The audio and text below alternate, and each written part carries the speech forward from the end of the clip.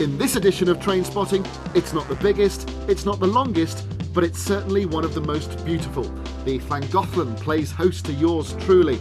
Found meets a rail enthusiast who's even more famous than Found thinks he is. We sample life in a country signal box. And I take a ride on one of the UK's most spectacular coastline routes. If I could go back in time and visit any railway from the past, it would probably be the 54.5 miles between Rhuaben in East Wales and Barmouth on the west coast. The line was begun in 1860 and takes in some of the most spectacular scenery you could ever wish to see from a carriage window.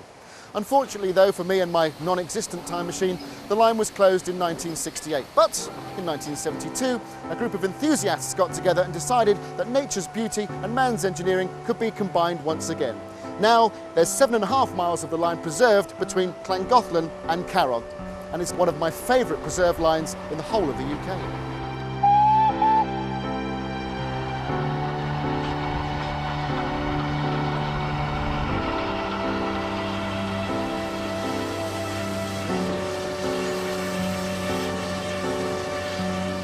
Recently, the line has undergone some major engineering works with the refurbishment of the Berwyn Viaduct.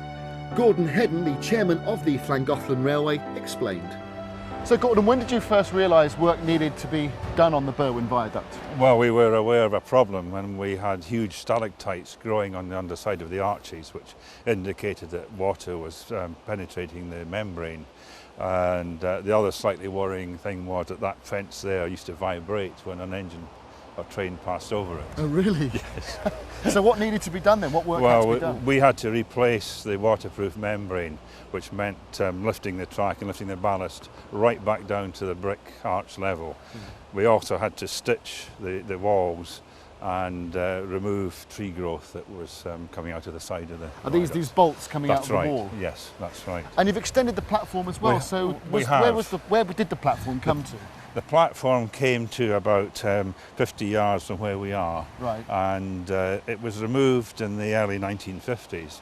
The problem that we had with the shortened platform was that our train stopping here had 2 or 3 coaches which weren't opposite the platform, made it difficult for people to get out of. Right. So by extending it, we have of course improved the safety of people alighting here. And how much did all this cost for the platform and the renovation to the viaduct? It cost a horrendous sum of money, £399,000. Really? And it's by far the largest project that Llangollen Railway's ever got involved in. So that made a dent in your coffers? It certainly did, it certainly did.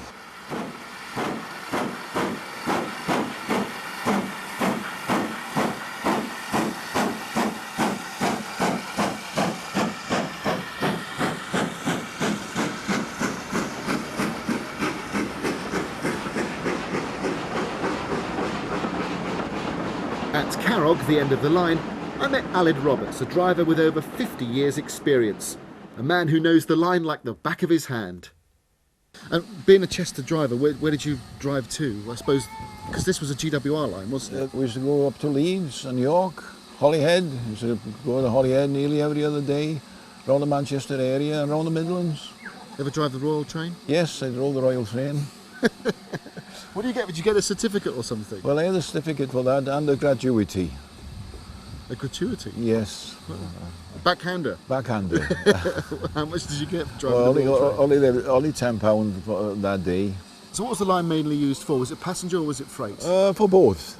So could you explain to us how you actually got to learn the line between Rhuaben and Barmouth? Well, you were really, as a fireman, you were a driver's apprentice. But what did you have to learn as every turn, every stone, every bridge, every signal? Yes, we used to go by sound. By sound? Yeah, by sound, especially during foggy weather. So if you were travelling in fog or bad weather, could you roughly tell where you were from the sound of the engine and from the acoustics? Yes, with the experience.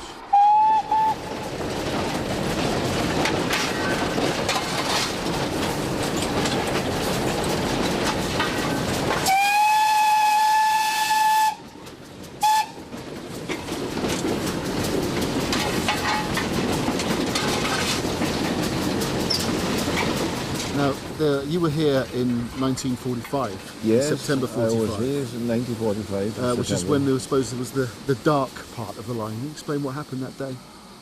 Well, I wouldn't work that morning. I was on at 4 o'clock on duty, and when I went to the engine sheds, there was rather a peculiar atmosphere. And the chargeman cleaner came to me and said there's been a very, very serious accident on the Llangollen Railway. The canal bank had burst, had broken, and the track was suspended about 15 feet in the air with no foundation underneath. And this particular mail train came down, and it caught fire.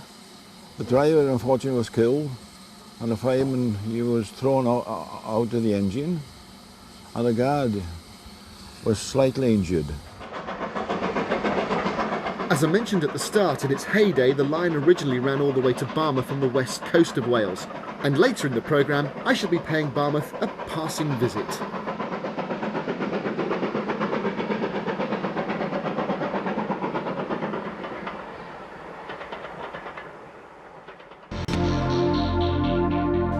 Dateline Sheffield, and there's more than the usual level of hubbub and bustle on platform 1B. Why? Well, because there's the naming of a brand new Virgin Supervoyager train.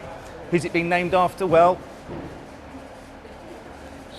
where's the train? Oh, here it is, and it has to be said bang on time. Well done, cross country, and well done to whoever planted that nice little garden on the track. So, who is the lucky fella who gets a brand new train named after himself? It's this one. Oh, here we go. Oh.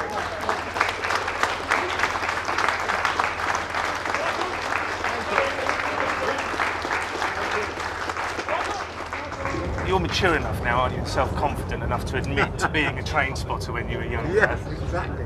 On Sheffield. What were those days like? What were you spotting in those days? I would be spotting. I was mainly seduced by the bigger locomotives with names, and there weren't that many that came through Sheffield that were the Grand Pacifics, like the ones that used to go on the East Coast or West Coast main line, but a lot from the Jubilee class, and they were all named after countries in the British Empire. So you'd have sort of Bechuanaland and Gwalior and places like that. And I think in an odd way that sort of started or helped to foster my interest in the rest of the world. I remember going back and looking up in my atlas where these places were, and Jamaica would come through, all grimy, come through Sheffield, and I got sort of, wow, this is exciting, you know. In those days, did you go on holiday on the train? Yes, we did for 2 or 3 years, and then we acquired a car. But we used to go to Norfolk, but it was quite difficult to get from Sheffield to Norfolk. It involved a lot of changes at very small stations, and my father would be in a total panic throughout the journey that his bicycle had been offloaded at Spalding or something like that. So we'd be rushing around. So I remember there was very tense moments. Your career sort of took a different direction to trains, didn't it, at first? But you retrieved it all with Great Railway Journeys of the World. Well, what was that I like never to lost do? the interest in trains. I mean, when we were doing Monty Python, I sort of encouraged us to go and do some filming up in Scotland, because you go on this wonderful overnight sleeper from Euston and wake up on the West Highland Line, which is one of the most beautiful lines in the world. And we actually ended up, my subtle campaign to get us on trains up to Scotland ended up with shooting most of Monty Python and the Holy Grail up in Scotland. We'd all go up on this train. Well, your travel adventures are well documented, but out of all of them, what was your favourite train journeys? Railway-wise, there's so many. I would say 2. One was the Nile Valley Express, going to Khartoum from Wadi Halfa up in northern Sudan. The other one was going over the Andes in a single coach train, which had been built originally for the Munich suburban network, and then they sold it to Chilean Railways. They went up from Arica in the Atacama Desert to La Paz in Bolivia, and this single little train, the mountains all around. We went up about 15,000 feet, and it rather obligingly derailed as we were just going into La Paz, which gave us a nice sequence, and then the whole little sort of gaggle of people gathered, and this little boy said, "Oh, it always derails here." Well, Michael, for a train enthusiast, this surely has got to be the ultimate, hasn't it? A whole train named after you? It's a great burden of responsibility. I just hope it works. It's not the first time this has happened to you, is it? No, I have a humble little train on the East Suffolk line called Michael Palin, which is in the same class as Delia Smith. for some reason. So I can say I've been from Lowestoft to Ipswich on Delia Smith, which is quite nice. I think people probably say that about Michael Palin, but Delia has a ring to it. What do you do to get these trains named after you? You know, what's We have to go around the world with a film crew.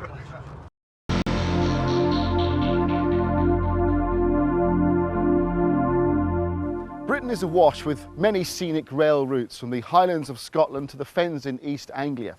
Now, when I was asked to plan this series of train spotting, one of my first wishes was to travel on the Cambrian Coast Railway here in Wales, from Dyfi Junction to Porthmadog in the north.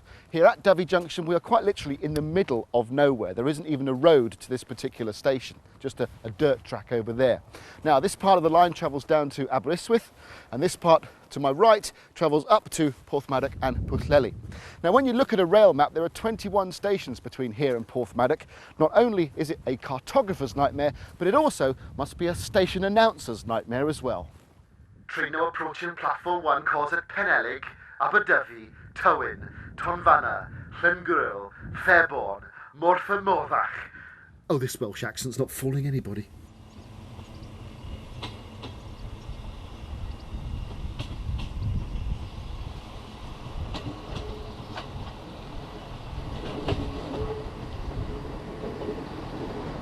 On board this two-car Class 158, I'd arranged to meet Tony Donovan, Customer Services Manager for Wales and Borders Trains.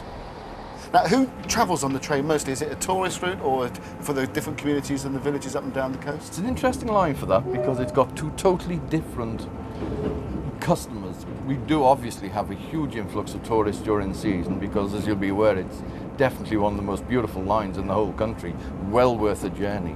But it also serves the local communities down the line. We are fortunate that we go straight across two estuaries, where the journey on the train is minutes. To go by road can be up to 20 minutes. So people actually do use the line for their shopping, travelling to and from school. It's very much a community railway outside the season. So when the line was first built in the late 19th century, was it used the same way it is today? The tourism probably wasn't such a big part of it because the line then was the lifeblood of the community. People didn't have cars, buses weren't even common, so if people wanted to travel to the next village, the railway was here. And that's why you've got a lot of the stations are very, very close together, as near as 2 minutes apart. Now we're just coming into Tywyn, which is the one of the terminuses of the Llangollen Railway. Correct, yes. What do you know about that? Not an expert, but it was one of the first preserved narrow gauge railways. Huge number of tourists visit every year. They operate very frequent service through the summer. Very good neighbours of ours.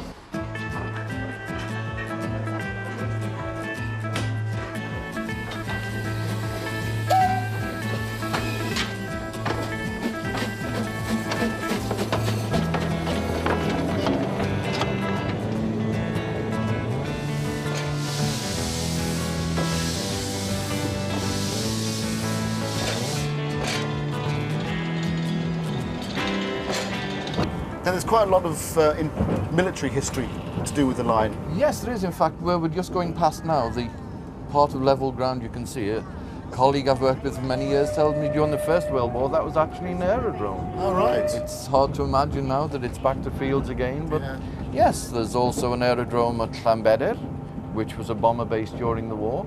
Plus, of course, we've got our artillery range at Tonfanna, where there was a large, 30 years ago at its peak, a large military camp of artillery where they had ranges, firing ranges, but that at its peak was about 30 years ago. Nowadays it's a bit of an anachronism that you've got a station in the middle of nowhere round it, but you've got to picture the days when there were thousands and thousands of squaddies travelling to and from there, and weekends out in sunny Aberystwyth by sea, you know. And was this where the Ugandan Asians who were expelled from Uganda in the 70s were housed? Yes, it was one of the settlement camps. A lot of the billets were reconverted, modern facilities, cookers, fridges, etc. were put in, and they were housed in Tonfanna, a marvellous place for somebody Uganda. You can imagine in the wilds of Wales suddenly to be put somewhere like that. Now the weather can be quite changeable around here, but you're a firm believer that you don't get any rain at all throughout the summer months? Oh, absolutely not. It's endless, halcyon days of sunshine. Absolutely beautiful. Joking apart, the Cambrian coast does have one of the highest sunshine records in the UK, and yes, we do have a lot of sunshine. A few showers make the grass green, but lots of sunshine as well. Now we're just north of Llangollen now. There was a station here which is no longer existing. Yeah, Llangollen, lovely little station to get to, where you walk down a footpath, through a garden, over a stile, along the side of a field, down a path down the cliffs, and actually to a tiny little wooden shelter which was Llangollen Station. It actually blew away in a storm. The shelter actually blew. A farmer rang me up and said, "You're responsible for the station?" "Yes." "Well, can you come and get it?" "Sorry." "Well, it's sitting in my field at present. Could you come and get it, please?" Now surely we'll be coming up to the Vriog, Tony. Yes. Which yes. was the site of an accident in the 20s. One of our more unfortunate happenings, it's on the edge of the cliff, which in those days was rather unstable, and there was a landslip onto the track. The train came along, unfortunately, hit the rubble, and as miracles happen, it caused the locomotive to decouple. The locomotive rolled off the track, left the coaches on, saved quite a lot of life. But so it never happens again. Actually, an avalanche shelter was built. Now we'll shortly be arriving in Fairbourne, Tony, and Yes. Another one of the great little railways of Wales is there as well. Yes, one of the great little trains of Wales. It actually goes through to the headland opposite Barmouth, where during the summer months it actually meets in with a ferry. There's a lot to do here, isn't there? There's an awful lot to do, and plenty to keep people occupied for a nice summer holiday. And as I said, I can promise you the weather.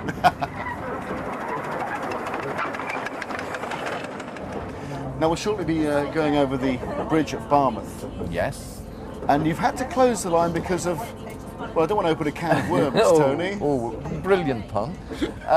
Barmouth Viaduct is actually one of the great timber structures. It's a multi-arch timber structure. And about 10, 12 years ago, it was infected with the teredo worm, which is a tropical worm that bores into timber. It actually bores through to the core of the timber, and on the exit hole it leaves quite large holes and turns it, well, a piece of Swiss cheese is an easy description of it. The engineers immediately closed it because it wasn't safe to run trains over, but now it's been encased, rebuilt, and they really did a superb job on it. Back for another 150 years life. I like the idea of having to put your arm out to stop the train. Well, there are some request stops that it's a matter of timetabling and timing the trains, that if you want him to stop, he'll stop. Put your arm out. We are a local friendly railway.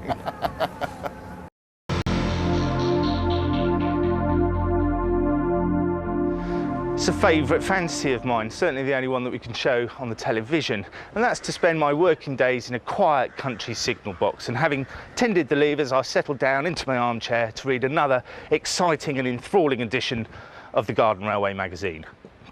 Does such a life exist? Yes, it does, and Jerry Brown is the man who lives it. Basically is like Bobby on the line. The original signalmen were actually police constables. The idea is to ensure you only ever get one train on one section of track at one time. It's fairly busy when the two trains arrive to cross over with exchanging train staffs and tokens, but then it goes fairly quiet until the next pair of trains arrive.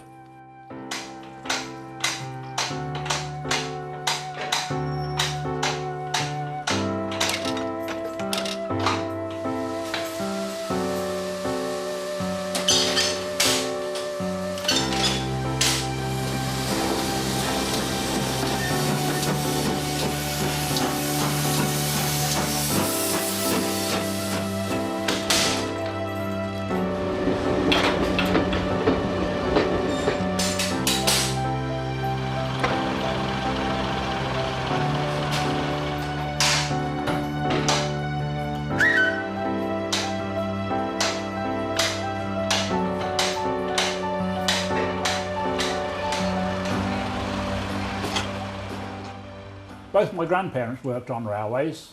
My father's father was a fireman on the London North Western. My maternal grandfather was a ganger at Toddington in Gloucestershire, which is now the home of the Gloucester and Warwickshire Railway. My mother was actually born in number 1 Station Cottage at Toddington, which is still there, albeit it's not owned by the railway now, of course. For our own health and safety, it's all rules and regulations on the railway. There's absolutely no fudging it. And this crossing gate here, on this very busy crossing, has broken down. So a special gate man has been employed for such an occasion, and it's Steve here. Steve, you are a signalman I'm here. a signalman on the West Somerset, yes. And how long have you been a signalman? 1 day. Congratulations. What makes it more remarkable? You're from Manchester, aren't you? That's right, North Manchester. And how long has it taken you, and how have you done it? Well, I've been doing this for 2 years on and off, coming down at weekends and and weeks. So it's just 2 years, 14, 15 days actually on the training. And what's the attraction of the West Somerset Railway to you? Why not a railway closer to home? Well, I do a railway nearer to home, but this railway's very friendly, very professional, and I just enjoy coming down here. What sort of man becomes a signalman? Well, I would say a person that can be quite happy on his own. He's obviously got to be a responsible person. Can't muck about, because obviously we're dealing with people's lives here. If something goes wrong, it could cause a lot of damage and could be fatal. So a signalman must be a very responsible person.